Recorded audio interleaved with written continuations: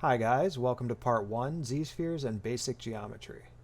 The first thing I want to talk about before diving into Z-spheres and geometry is reference. Now you're not going to see it here, and I don't think that I need to actually show it, but I grabbed a ton of reference from online from websites like ArtStation and DeviantArt, and I had a lot of these different designs to look at while I was working on this.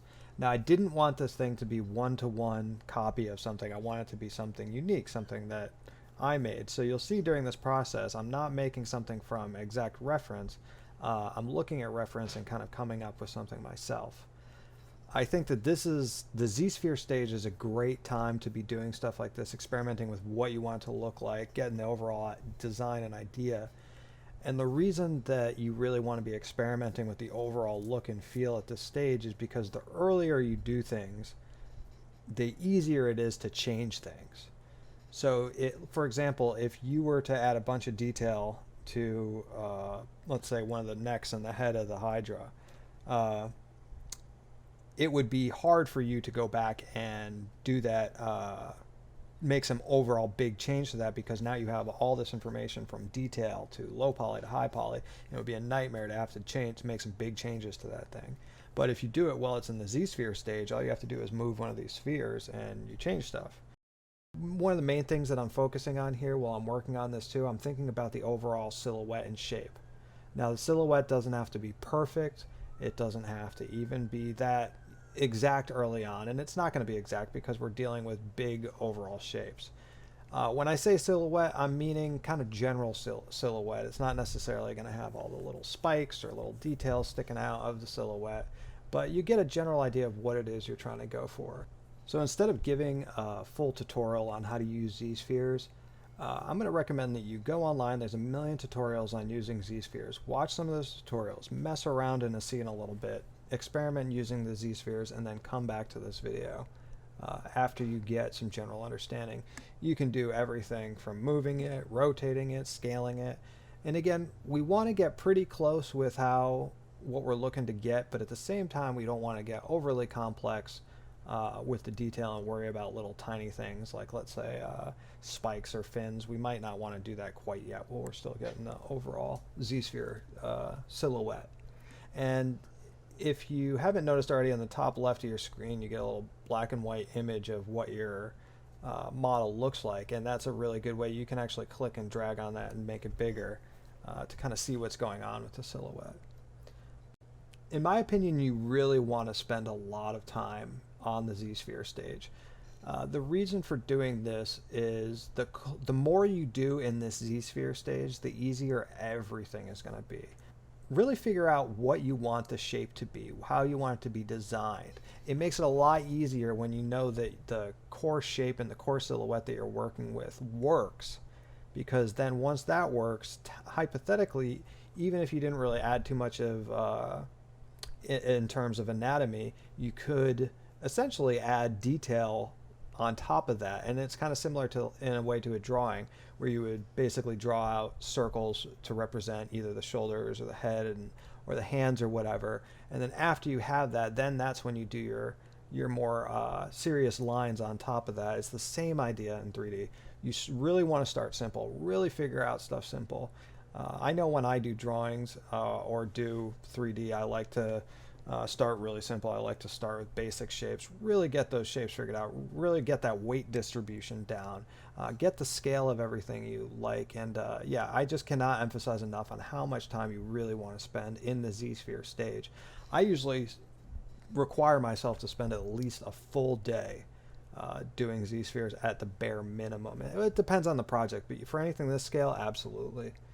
So another thing you're going to want to be doing is you're going to want to be using the A key often to kind of check what your geometry is looking like. It'll let you preview it so you can kind of see if there's any issues that you're going to run into. And it's, it's never a bad idea to start thinking about it.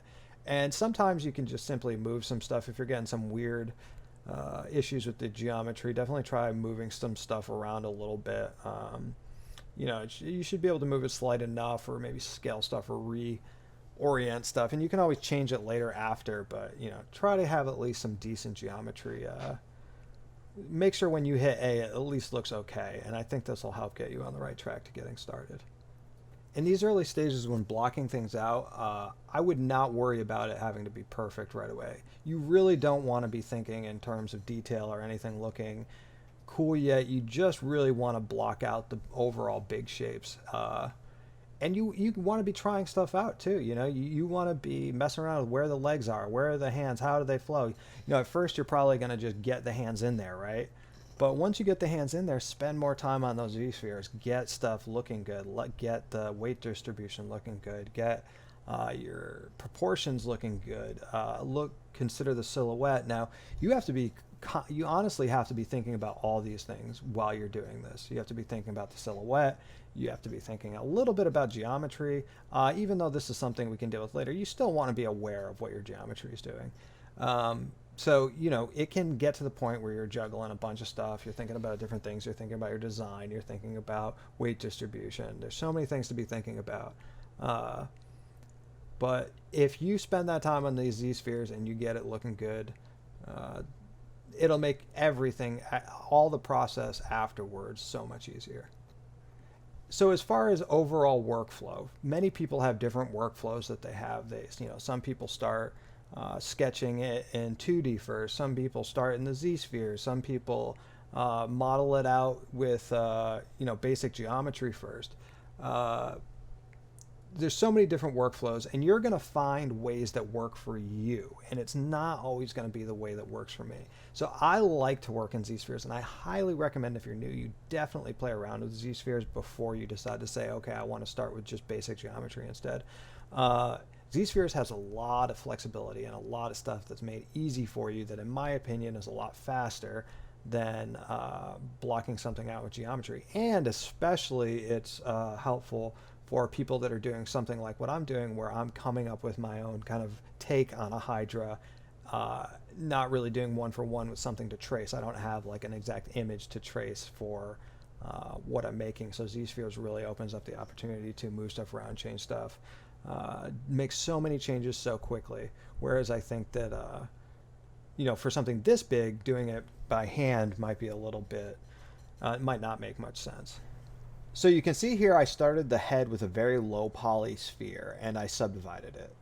I know I'm going to remesh it, so I divided it a bunch of times and started pulling parts out. I would pull the parts out, remesh it, shape it again, remesh it, and so on and so forth, and keep doing that until I have some decent geometry.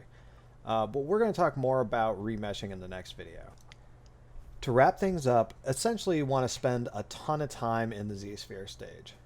If it's not making sense visually at this stage, no amount of detail will fix it.